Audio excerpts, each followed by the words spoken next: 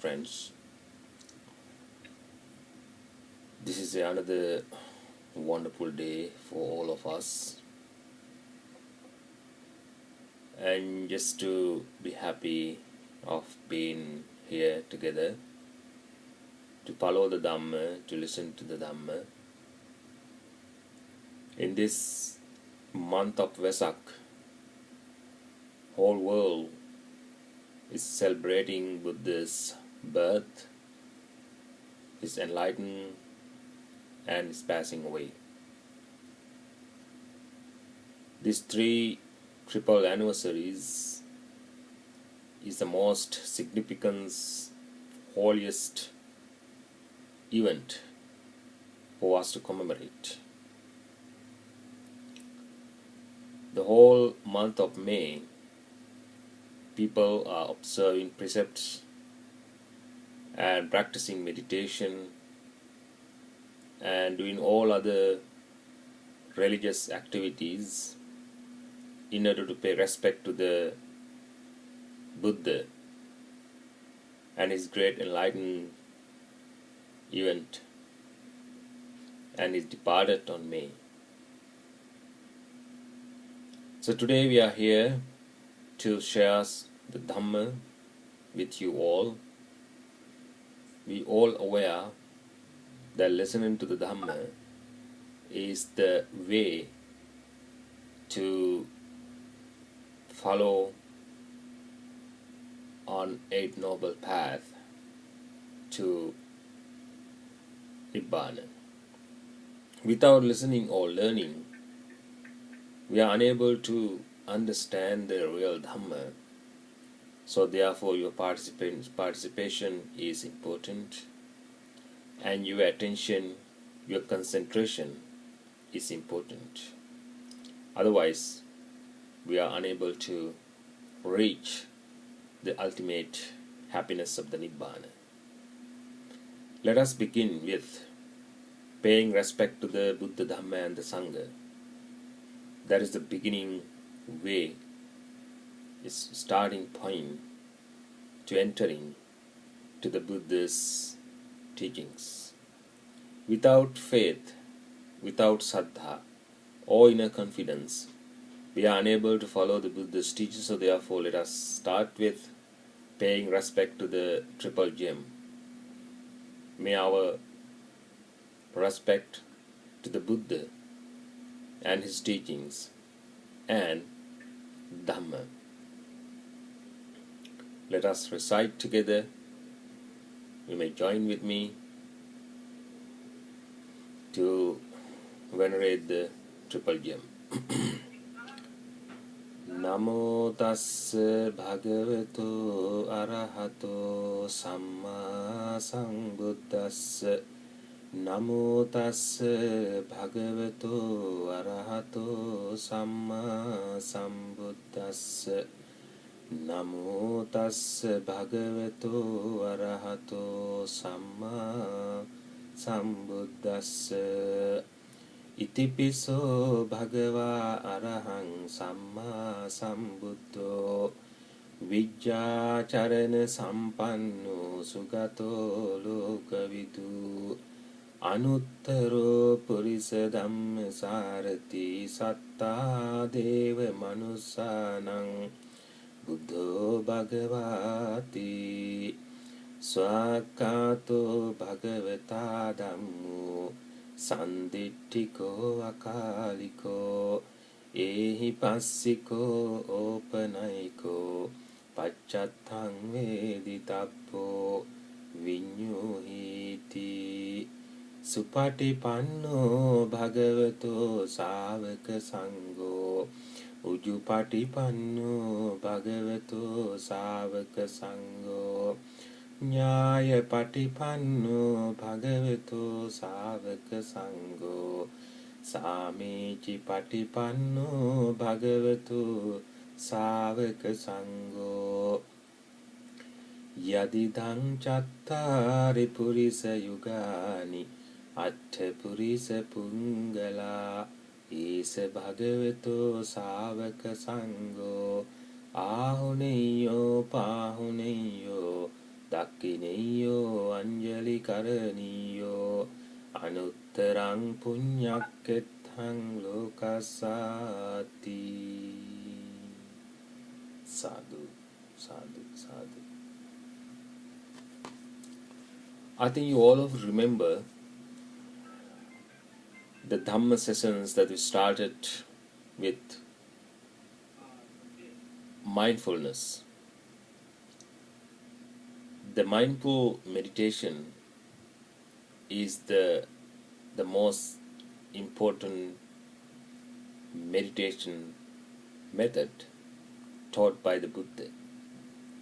He taught concentration meditation and vipassana meditation, or we can call samatha bhavana or vipassana bhavana. The vipassana bhavana is the meditation that we can practice all the time. The mindfulness need to be activated all the time, most of the time. Once we live in mindfully, we can overcome errors and a lot of troubles and difficulties in our day-to-day life. We are facing too many troubles in the life. As a householder, you will face too many difficulties and troubles. Once you live with mindfully, you are able to overcome, or you can reduce most of the troubles. Why? Because you are awareing what's going on.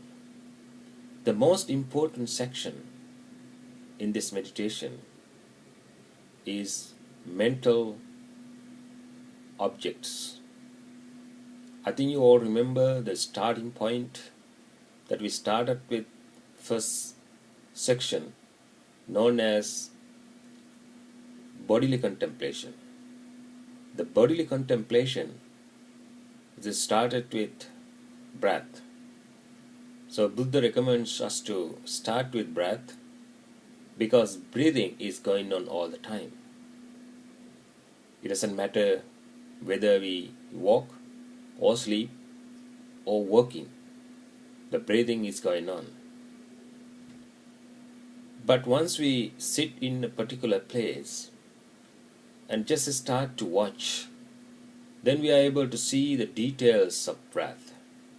Short breath, long breath, and sometimes it's warmness, coolness. When we breathe in, you feel like a coolness. Breathe out, you will feel warmness. These details we are able to notice when we sit in particular place and focus in and out breath. When we continue of focusing breath, our mind is gradually concentrating and gaining mindfulness.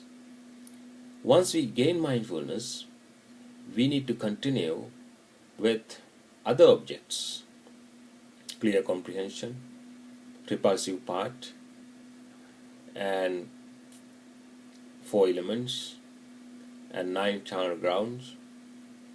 And then we continue to feeling section, Vedananupassana, 9 types of feelings that we are experiencing time to time. And the third section, third foundations of mindfulness is Chitta Anupassana. Chitta Anupassana. What is Chitta? What is mind? The mind, the Chitta, is very difficult for us to understand well. It is very complicated, very complex. But once we start to look what Buddha said about this, gradually we can understand the nature of the mind. The mind is always running here and there. It doesn't stay in one place. It goes place to place, and it appears and disappears. And these types of problems and difficulties we can find in our mind. So therefore, let us focus the mental nature. The mind is normally, it doesn't stay in one particular place. The mind is able to run place to place, things to things, objects to objects, memories to memories, and plannings to plannings. So this is the nature of the mind. So once this mind affected by defilements, klesha, from external objects seen through eyes, nose, ears, and so forth, and then the mind goes crazy. The mind is the central point that directing us to do this and that, directing us to do wholesomeness, unwholesomeness. It directing us to attain even nibbana. So we need to focus. The mind is the forerunner. It is a central point that is commanding place, that encouraging us to do this and that. If we don't realize the nature of the mind, we will be in trouble. As I said last time, the mind is controlling us. What actually we need to gain? We need to gain the control of mind. That means I need to control the mind. I must control the mind. That means mind must be under my control. Whatever I want, then mind must do that, not according to what mind needs. So this is what we need to learn from the Buddha's teaching. This is what we need to practice through Buddha's teaching. Let me go through the third section of what Buddha said in mindful section, known as contemplation of mental thoughts, mental objects. I think you all remember the way I asked you to start practice mindfulness. The most important thing is to setting up your shrine in your home. You need to have a place where you can sit with your family and friends and start meditation using mindful guidelines or Satipatthana Sutra or Four Foundations of Mindfulness Sutra. You can use it as a guideline, and then you can practice with especially with your children. It is most important thing to teach them, sit with them, and start with loving friendliness.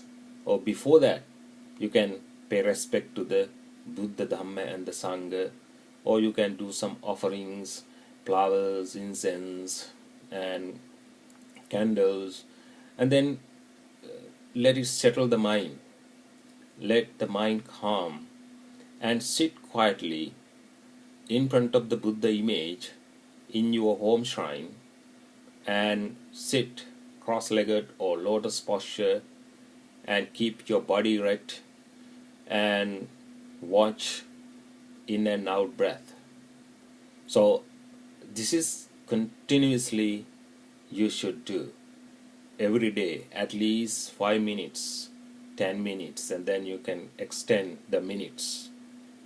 And this way, you are living with the Dhamma, and you are teaching the Dhamma to your children in your home. You can make your home as a temple or Buddha room or the shrine room, and you can invite Buddha into your heart. You can practice at your home the most important section of the Buddha's teaching. So therefore I encourage you all to follow this way of practicing Buddhism. And now I'm going to give a brief details of what is Chitta Anupassana. Chitta Anupassana, contemplation of mind. This is something we need to aware. Why? As I said, if mind affected by the defilements and the actions, verbal actions, bodily actions, mental actions, going to be unwholesome actions. Why? Because various defilements affected the mind. If the mind filled with, sometimes I say garbage, trash, then all actions, whatever he says, whatever he does, whatever he thinks, all these actions can be contaminated, unwholesome actions. So we need to aware the danger of the mind. If the mind is not developed, the result can be wrong, unwholesome, bad, and it makes uncomfortable to us and to others, to society. And once we develop the mind, we can manage our day-to-day life. We can manage our Buddhist path, our Buddhist way of life. We can manage our mental habits towards righteousness. We can manage our all the actions, verbally, bodily, and mentally, towards wholesomeness. And we learn discipline, and we live peacefully and happily. And then we are able to generate more and more wholesomeness, kusala, every moment, every second. Once our mind affected by the defilements, at that very moment, what immediately we get, it is unwholesomeness. So unwholesomeness we gain right away if the mind affected by the defilements. So therefore, we need to clean the mind. We need to keep the mind free from defilements, and we need to welcome good thoughts, good words, and all good sceneries, hearing, and so forth. Then our mind always filled with these wholesomeness.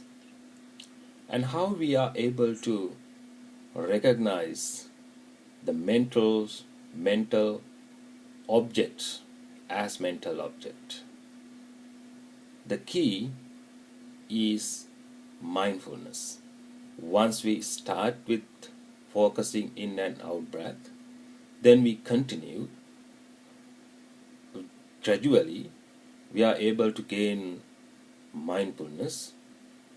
Then we continue of all other sections. feeling section, Vedananupassana, and then Chittanupassana section, and then continue to Dhammanupassana section, that which is not yet said. So,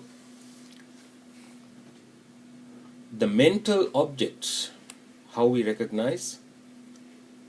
The mind, as I said, can affected by lust or by many other objects. Once our mind affected with lust, immediately we need to aware that my mind is affected. I need to let go of that defilement right away.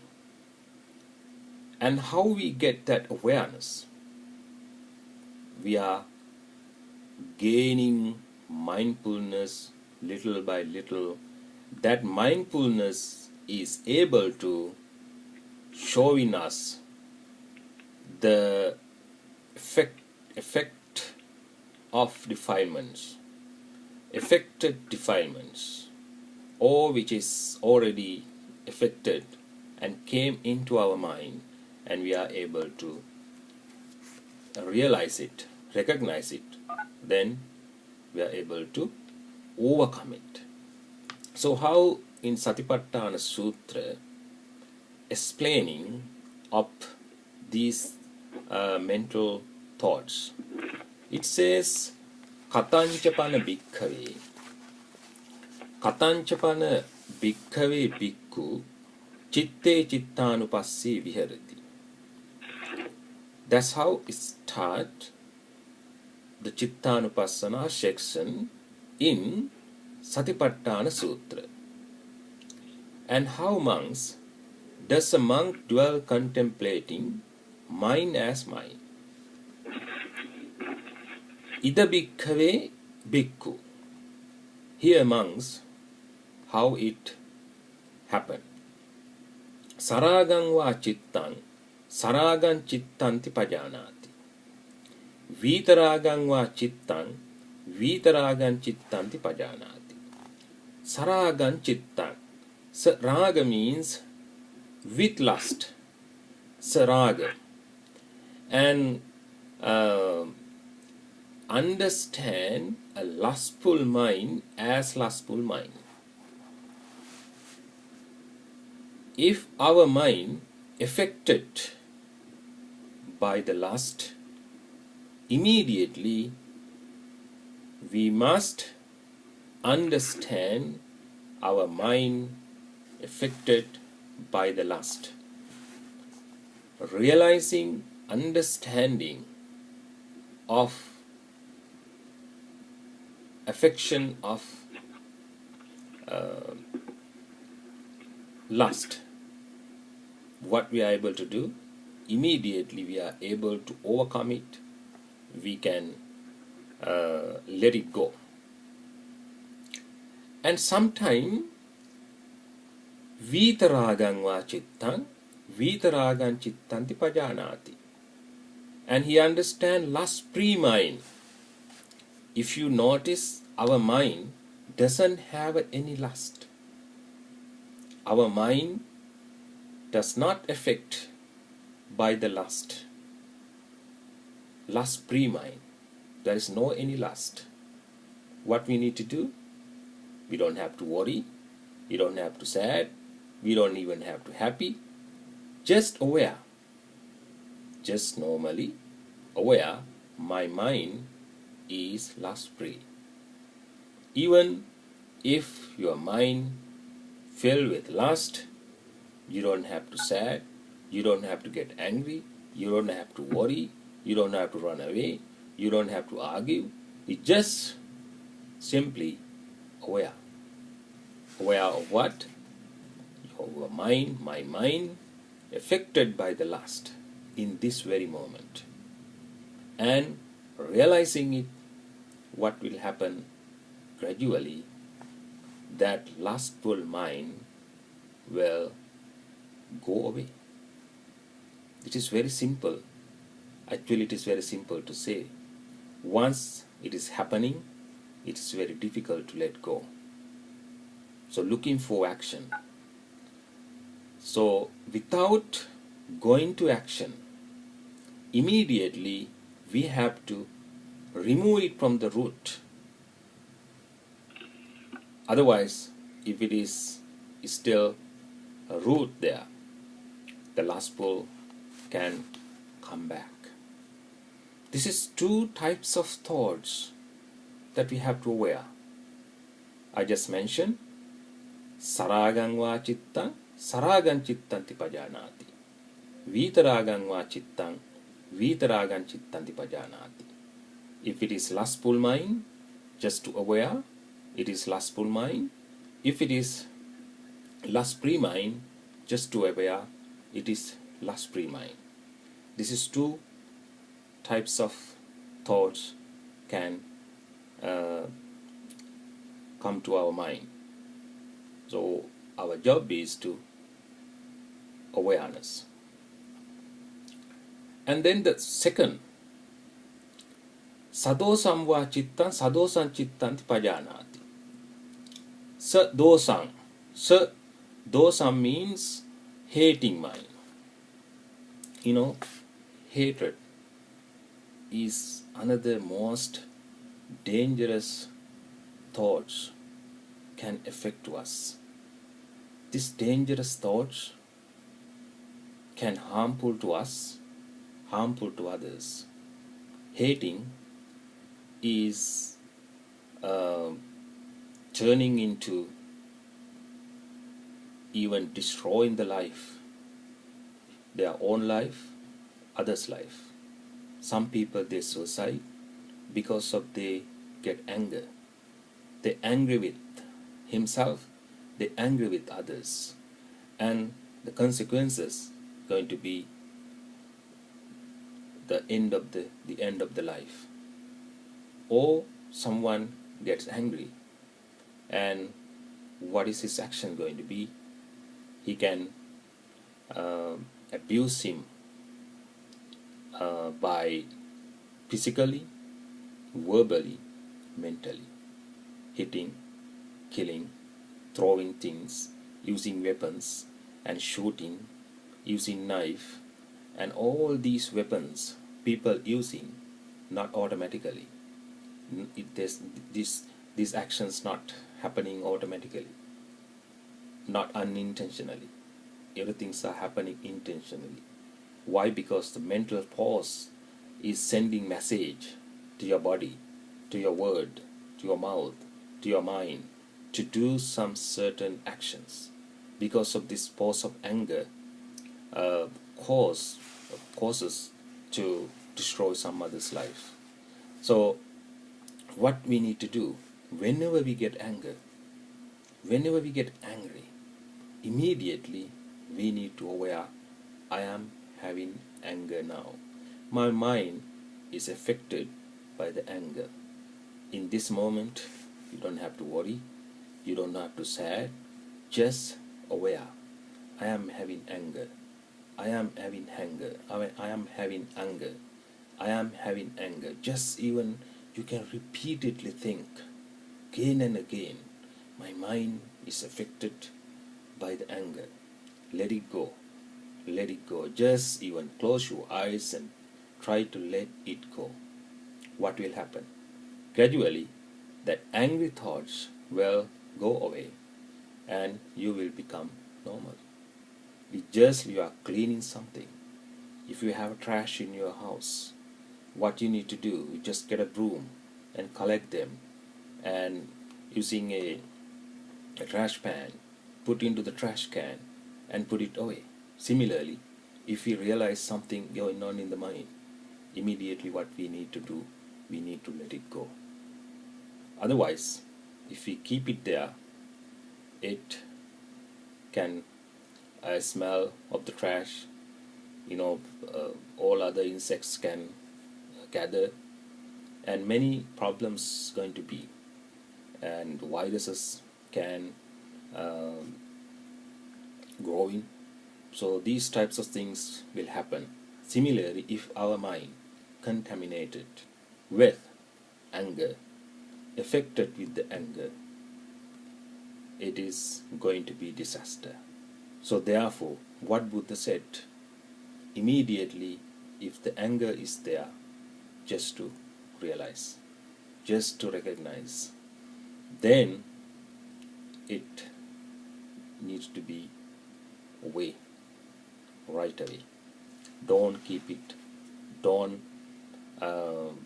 do anything accordance with the anger.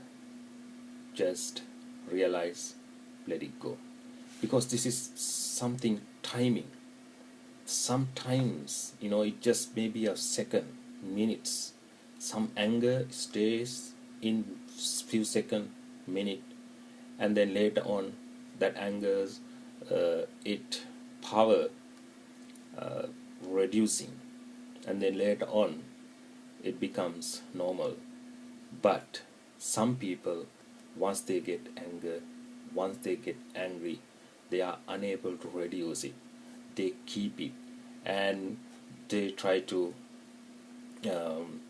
punish other. They even try to punish themselves. Therefore, it is danger. So it is very dangerous defilement that we must recognize anger as a dangerous defilement. And if there is no anger, if there is no any anger, then I know there is no any anger. So remember these 4 types of defilements, mental objects in our mind, is always, or sometime, or time to time, will affect saragam va chittam, vitaragam va chittam, sadosam va chittam, vitamoham va chittam. 4 types of mental thoughts.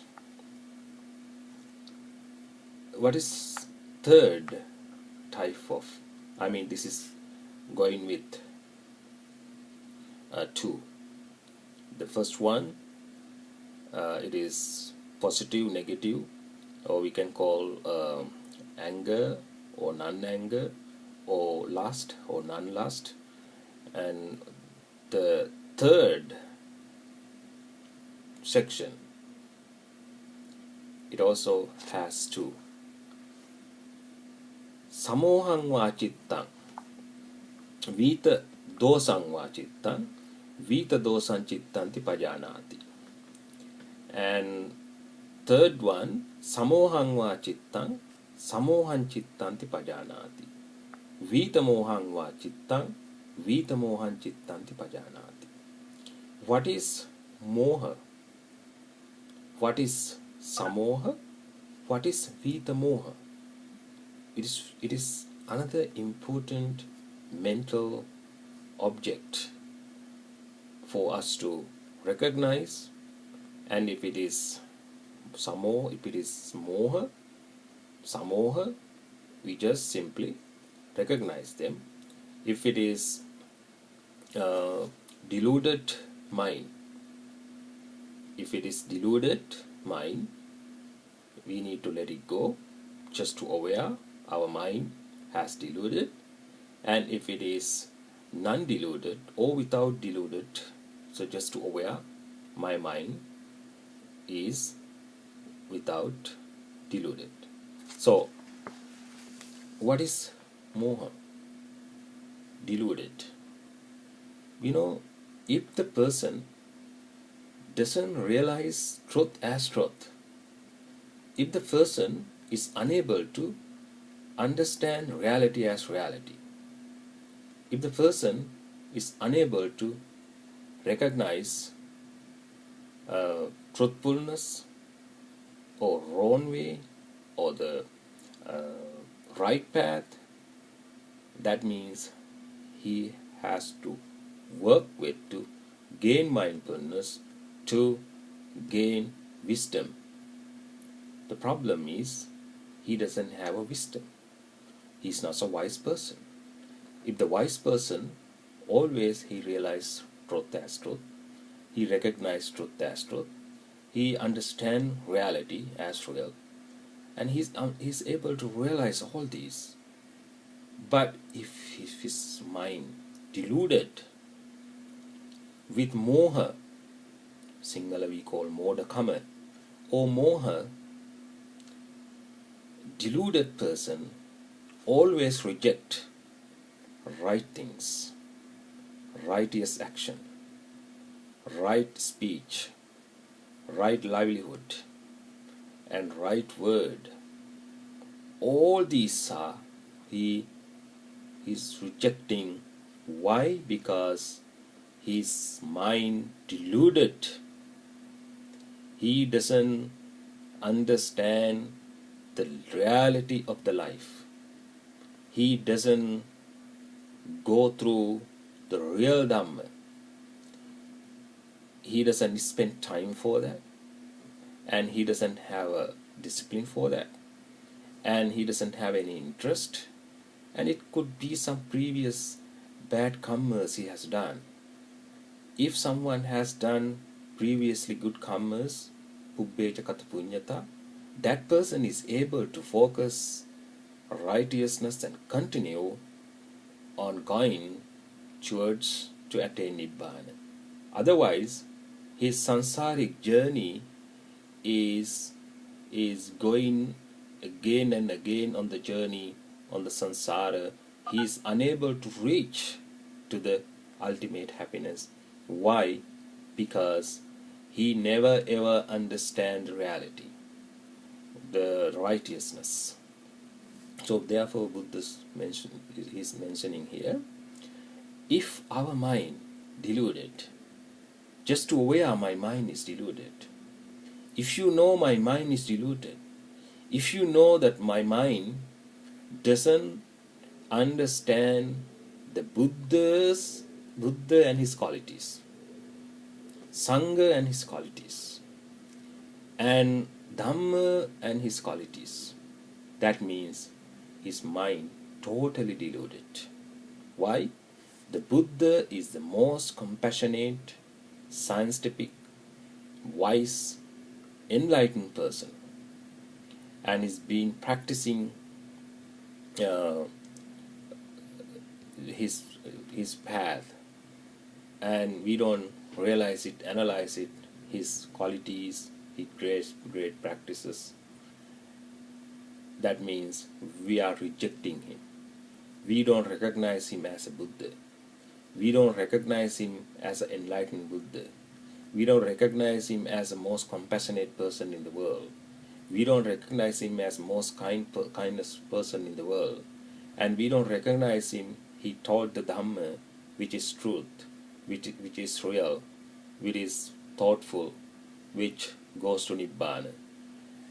And what happened? That person rejecting Buddha and his teachings and his disciples.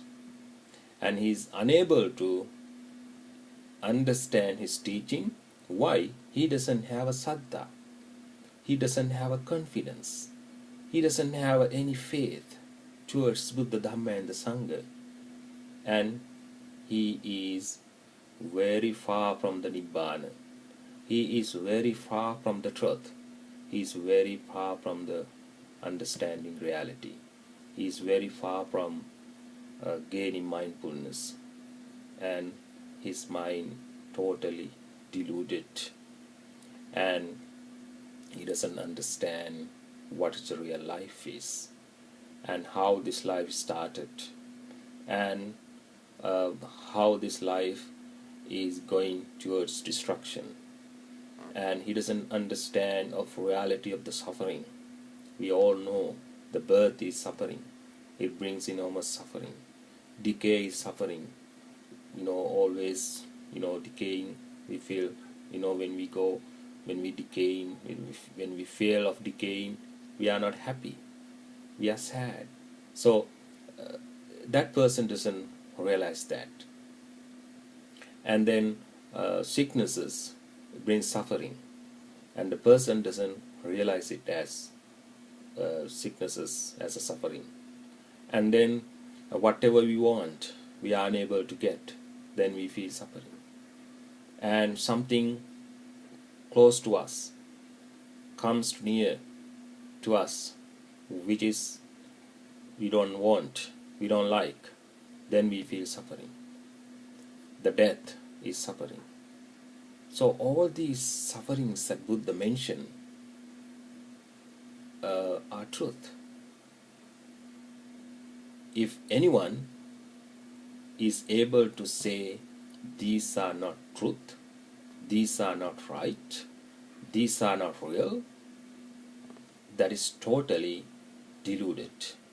That person's mind totally is affected, this wrong understanding, and his mind totally affected with wrong thoughts.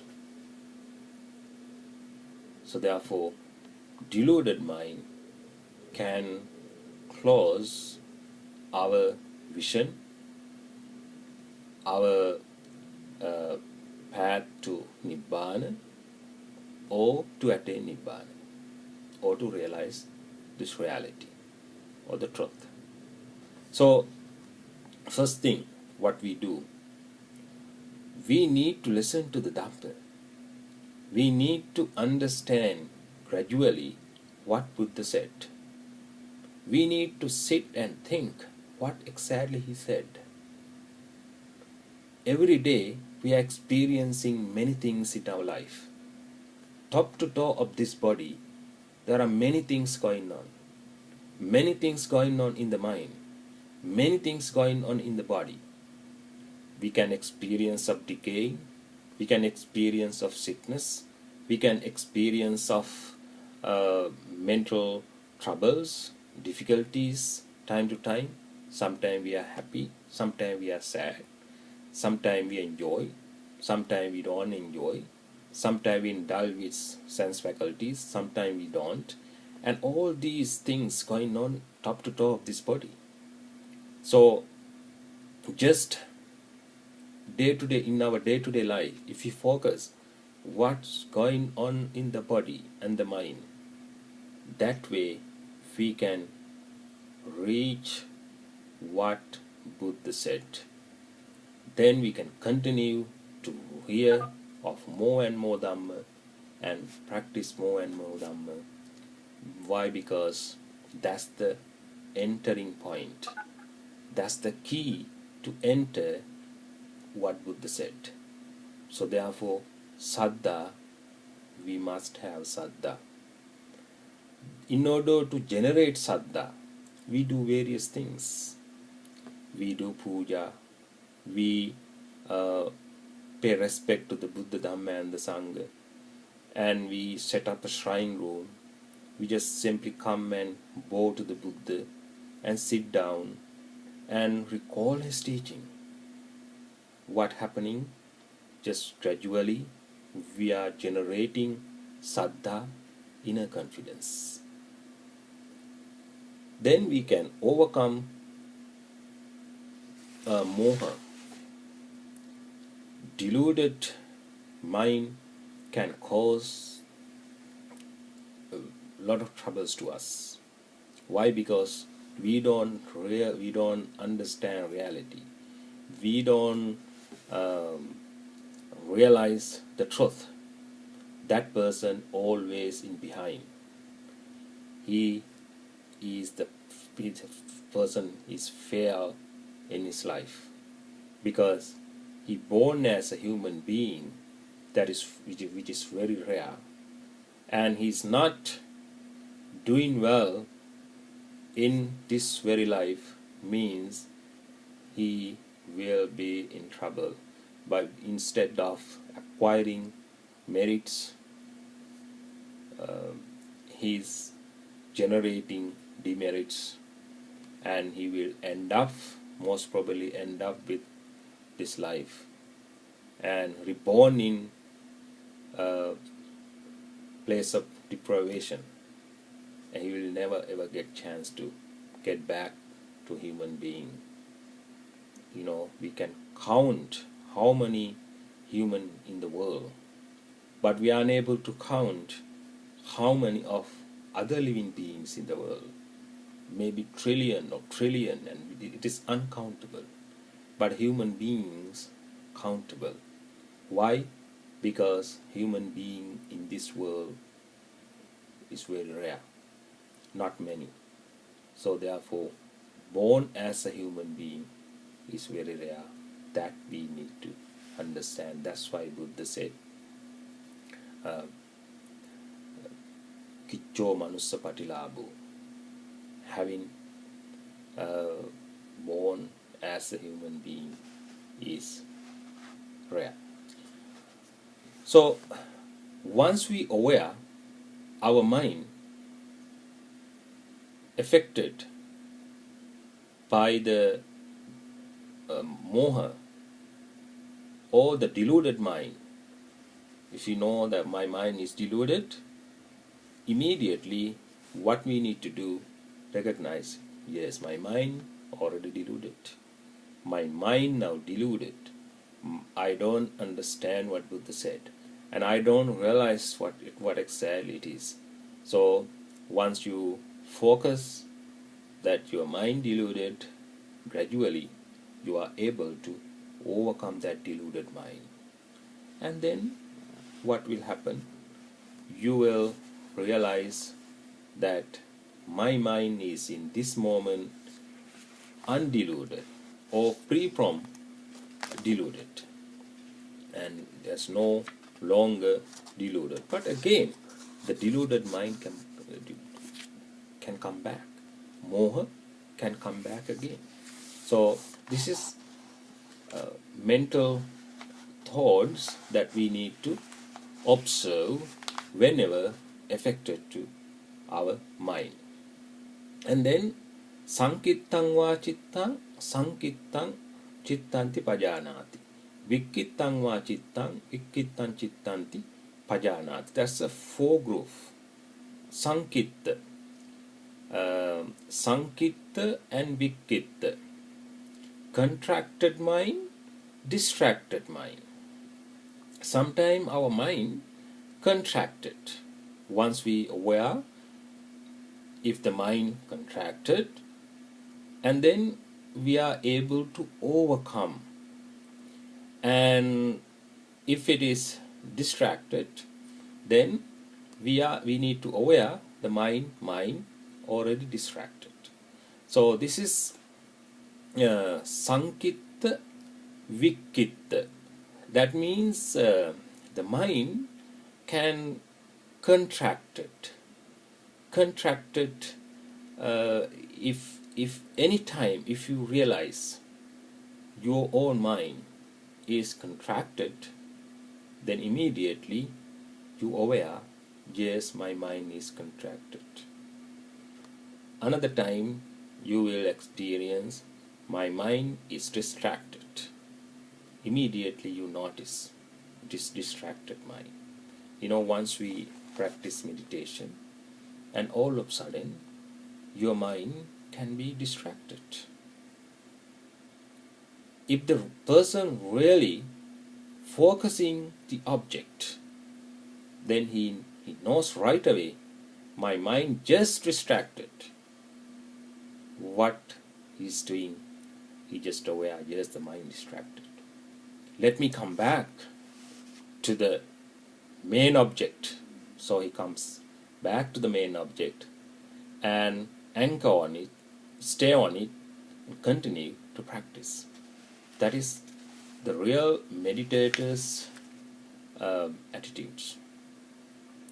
It means we need to, once we practice, then we aware all these mental thoughts going on in the mind.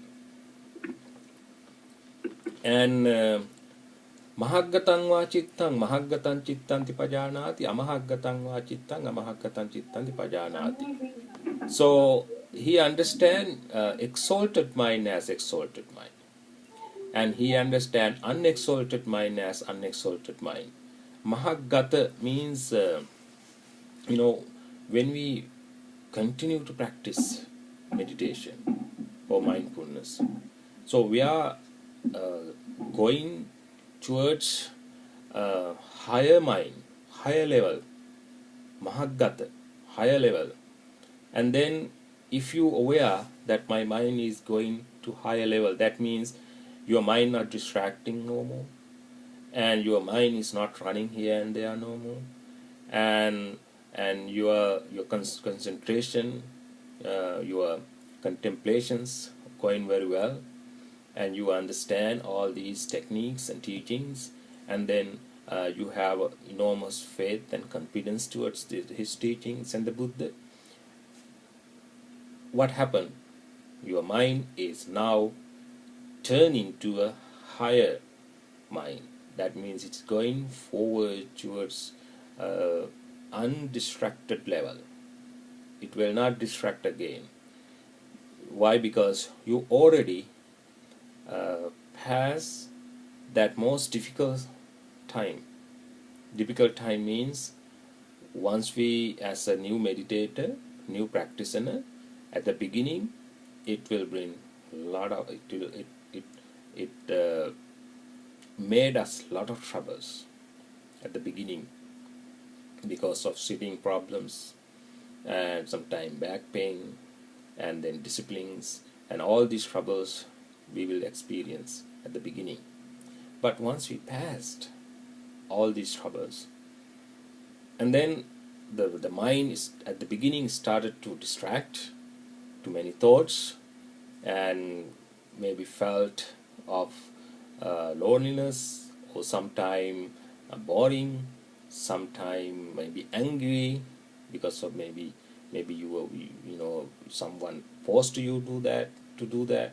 So, and then that person generates different types of thought at the beginning, and we have to overcome those difficult times at the beginning.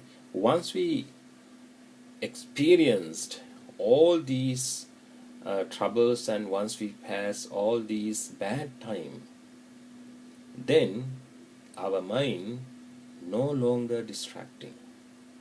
Our mind is concentrating well.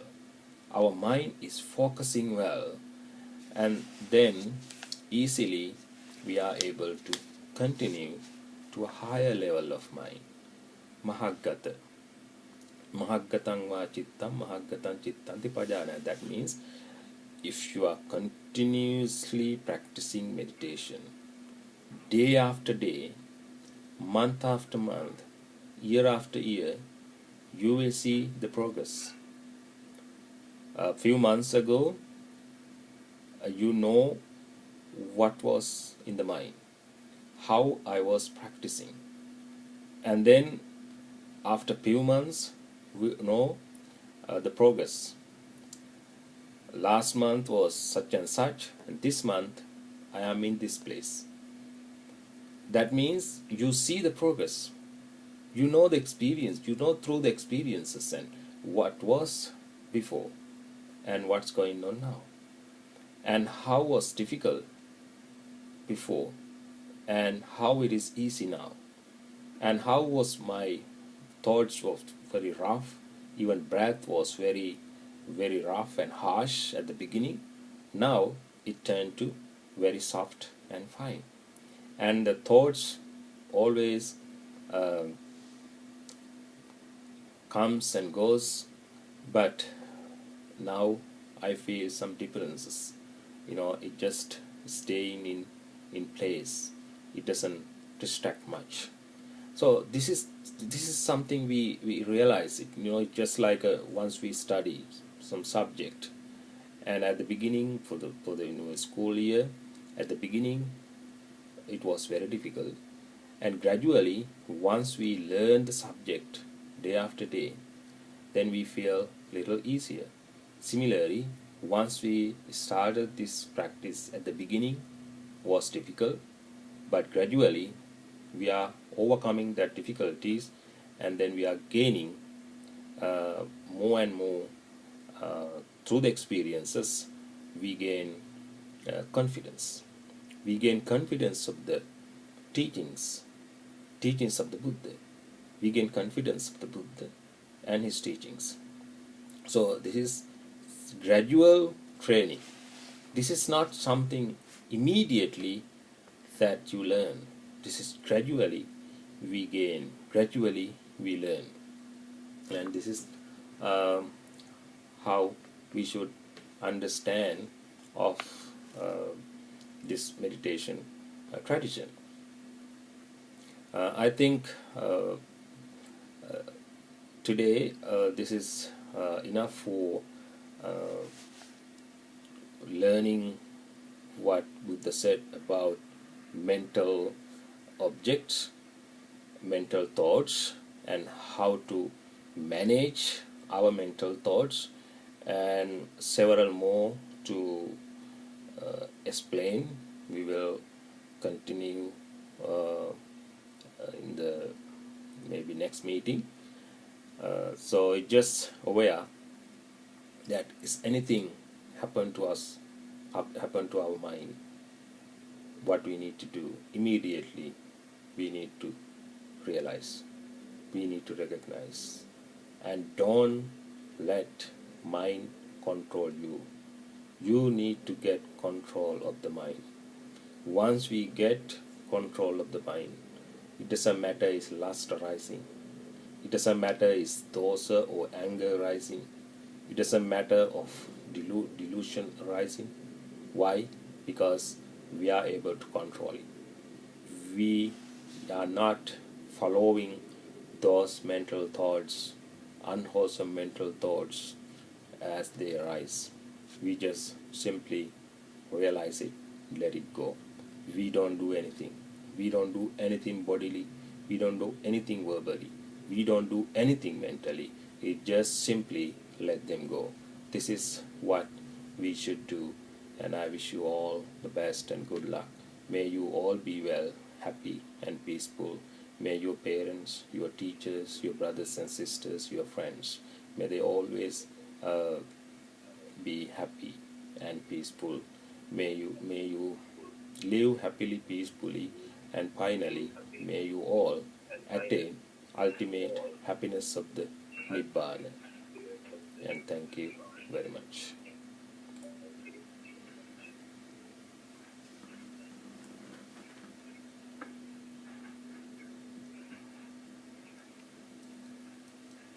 Thank you, Banteji. Thank you so much. You're welcome. Is there any questions to ask? So, Anybody has any question, please go ahead and ask.